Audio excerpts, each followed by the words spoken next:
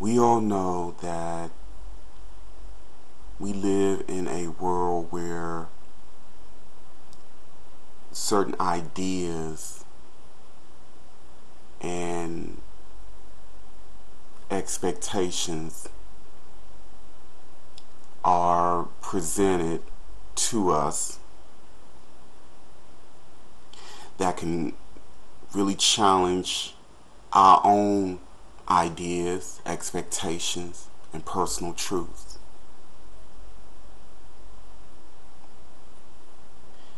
The interesting thing is that the mass majority will basically deny, suppress their personal ideas and truths to accept these mainstream ideals and expectations. Be it a standard of beauty, be it what defines a male or female, masculine, feminine, strength, weakness, truth, lies, and so on.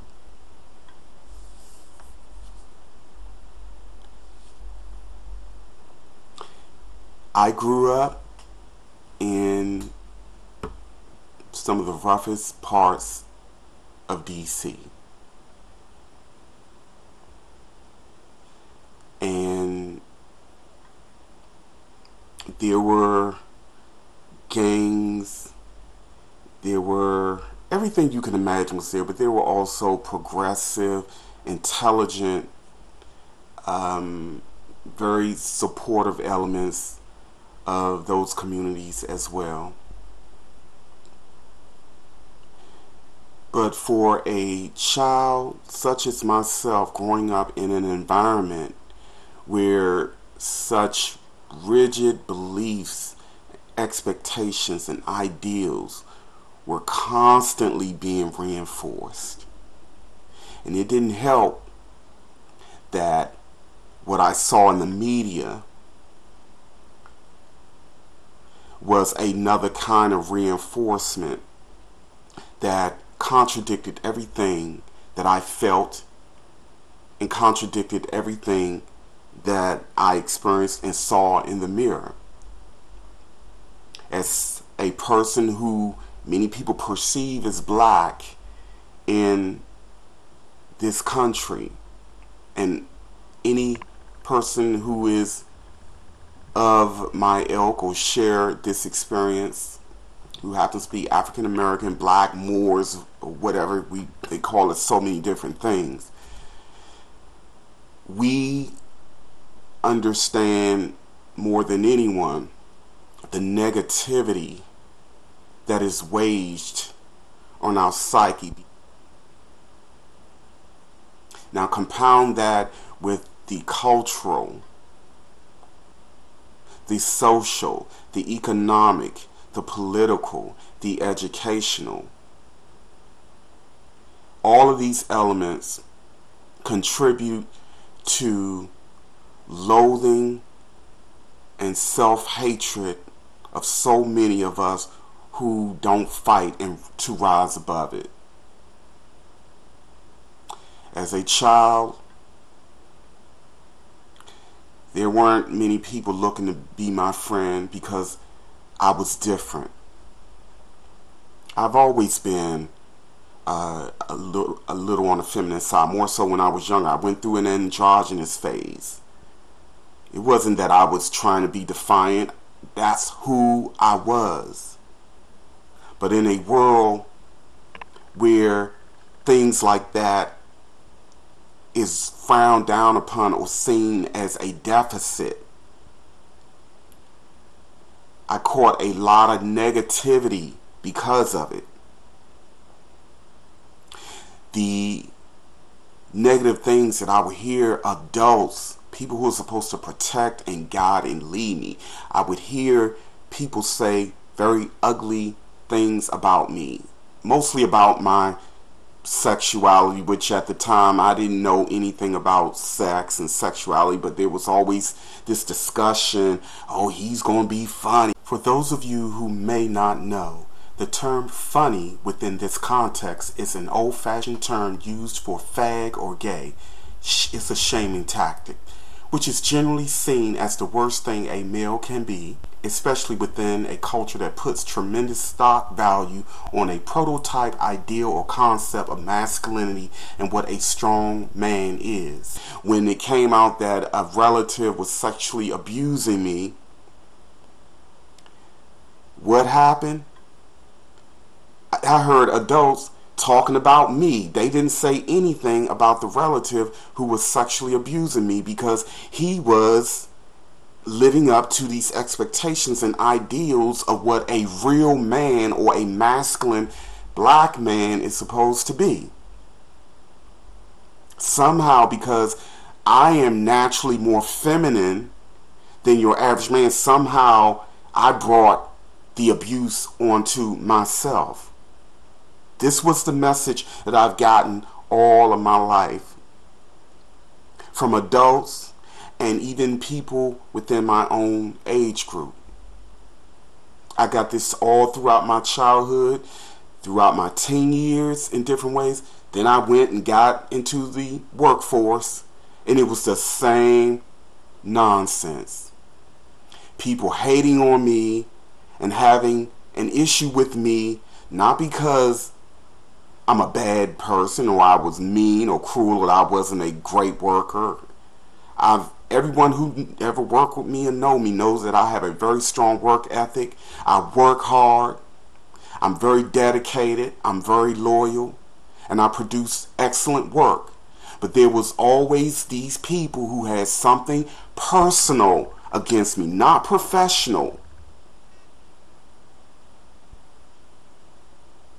And these were people who were decision makers, who felt that it was their job and their right because they didn't like the way I look or presented myself, that I was not worthy based on the superficial or based on who I naturally am. I should not have something that professionally I have every right to. And so for someone who has gotten messages all of my life that something is wrong with me, that I deserve to be abused, I deserve to be discriminated against, I deserve to be spitted on and lied on, it goes on and on and on. I internalized a lot of that. And for a lot of us, this manifests as self-hatred. Many of us have internalized the relentless messages of unworthiness, shamefulness, and feelings of being unloved that we're resorting to self-destructive vices to feel love, acceptance, or validation. The compensation typically manifests into eating disorders, drugs, alcohol, reckless, unprotected sexual activity, promiscuity, addictive personalities, to people that don't love us because we don't love ourselves, compulsiveness, violent outbursts over trivial matters, and so on.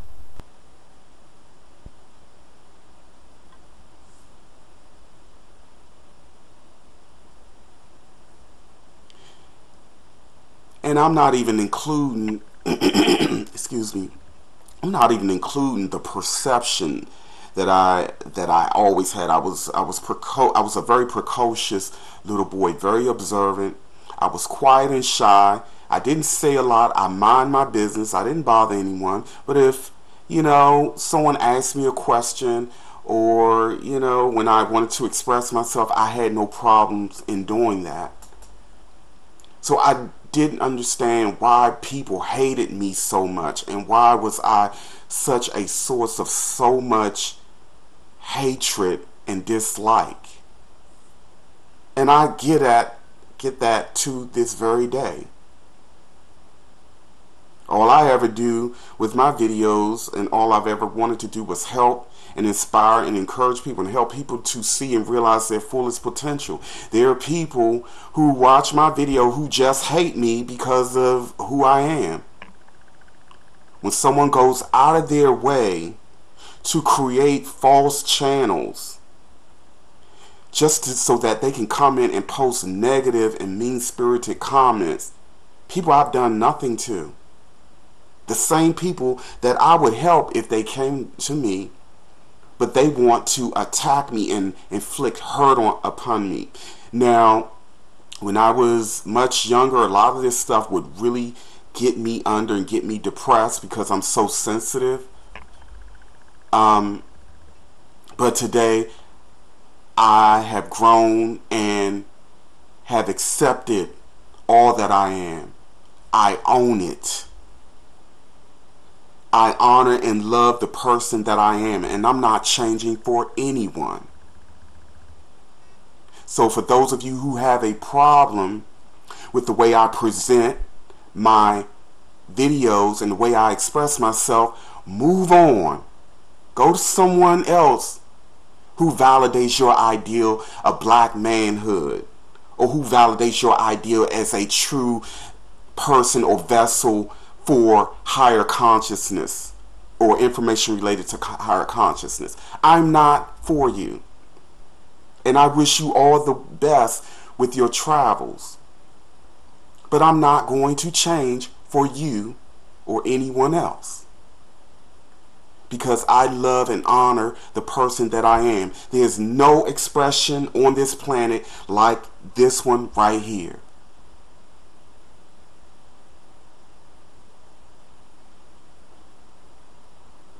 There's no one who thinks and who creates and who writes and who does everything that I do the way I do it. Because I own who I am. I no longer listen to that negative voice that was always whispering in my ear that I'm not good enough. And I'm not going to listen to you, those of you who feel that somehow attacking people who appears to be different, or people that you perceive as weak. And I dare anyone who suggests that I'm weak because of the way I present myself to walk a mile in my shoes and see how well you stand.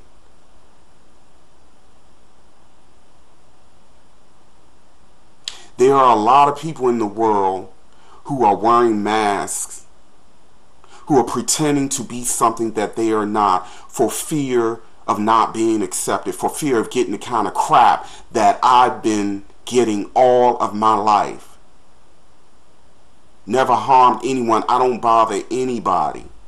Unless, of course, someone puts their hand on me, and that's a whole nother story. Which, one time, that did occur, and the person quickly found out that, yeah, I don't bother anyone, I mind my business, but there's another side of me. I don't like that other side, but hey, you know, that person quickly learned a lesson in how looks can be deceived, and that's all I'm going to say about that. Let me share with you guys another story. This was years ago. I was living at home at the time with my mom, and I didn't have my own vehicle, and I used to walk to about a mile to the subway every day to go to work. And I was walking, again, minding my business, don't bother anybody, and I saw a young female, young male, and a toddler. When I saw them, the male looked at me, and I instantly knew, here we go, it's going to be some mess. I saw the guy bend down and whisper something to the toddler, and the toddler looked at me, and I saw the young lady looking at him, like laughing, giggling, and they were just, you know, I knew what was coming. So I walked. When I got right near these people, the little boy said, "Faggy, faggy," and the guy started laughing, and the girl was like giggling, was like, "Why you tell him to say that?" You know, they thought it was funny. Now, not knowing what my life and what my story and all the stuff that I had gone through up to that point, not knowing all of that, they took joy and pleasure in polluting the mind of a 4-year-old baby to inflict negativity towards me.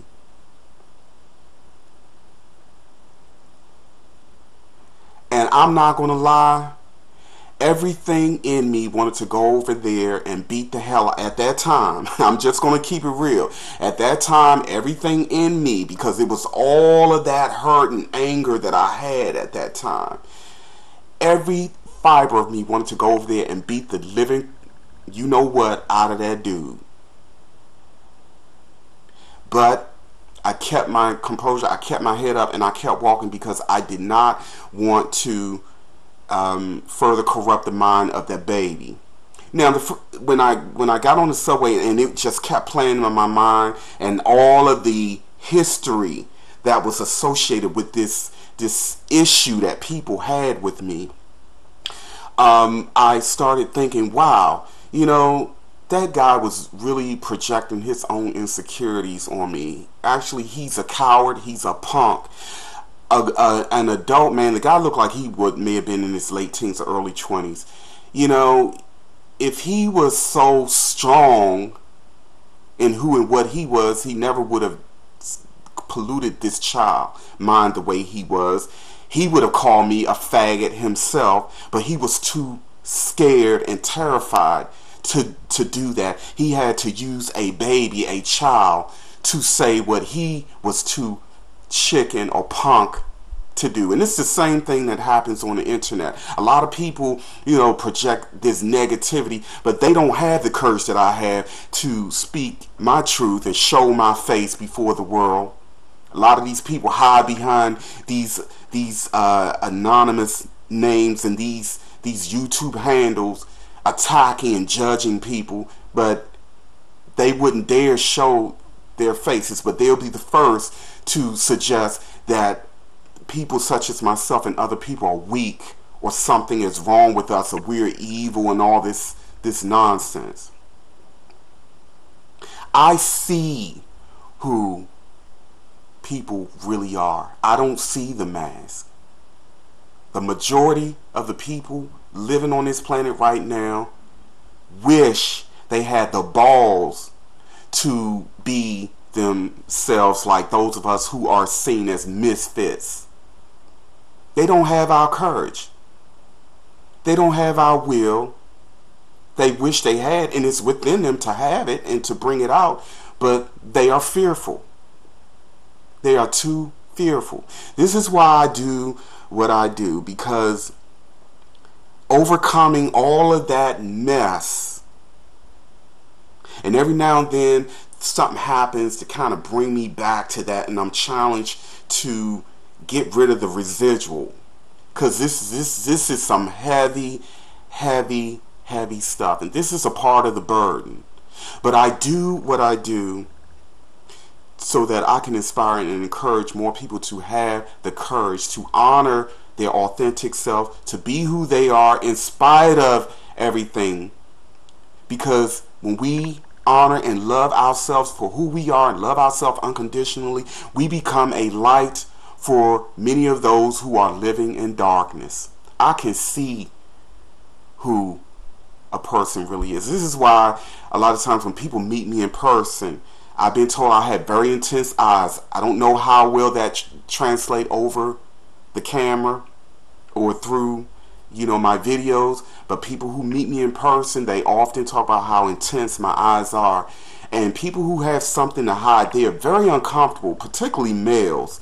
They are very uncomfortable looking me in my eyes. I like to make eye contact because I'm looking at the real person, not who the person wants me to see. And I don't judge people. I'm not going to put anyone down because of the face that they put on, because I understand. I get it. But I am not going to condone and support people who are living in fear and denying and hiding who they are, walking around and attacking and putting down other people because they are embracing who and what they or we really are.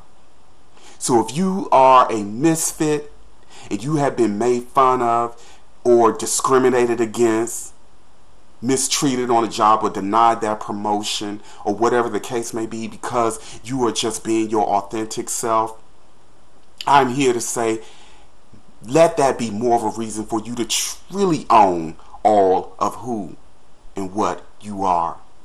And you create your reality. You create your own opportunity. You don't need the approval of others to live a full and productive life. If you have to bend over backwards, deny or suppress your authentic self in order to fit into the idea, expectation, and beliefs of another, who more than often aren't living an authentic life themselves, you are only deceiving and lying to yourself. You do not need this kind of relationship. This can and will only lead to the attraction and manifestation of more psychological, spiritual, and mental imbalances. Again, I am showing and proving by example. This is just real, pure, honest Astralboobaby speaking from my life experiences. Let your light, your inner light, I talk about light all the time. I'm not talking about the opposition's artificial constructs of light when I talk about following or turning on my heart light. We are light beings. Let your light shine even more so in darkness. When I talk about light workers, I'm talking about people who come here to work to exalt their inner light, not people who are using artificial constructs of light and programs of light that comes from a controlling and deceitful element. Let your light shine. I'm born to be a guiding light. Sharing things I know are right. The proof is all in me. Overcoming obstacles. Dare to be the impossible. Fulfills my destiny. Those are lyrics to one of my up-and-coming songs. Let that marinate, people. Let everything that I share with you marinate. Own who you are and be a guiding light for those drowned in darkness, and there are many of them. As always, continue to question, learn, and grow, and happy travel.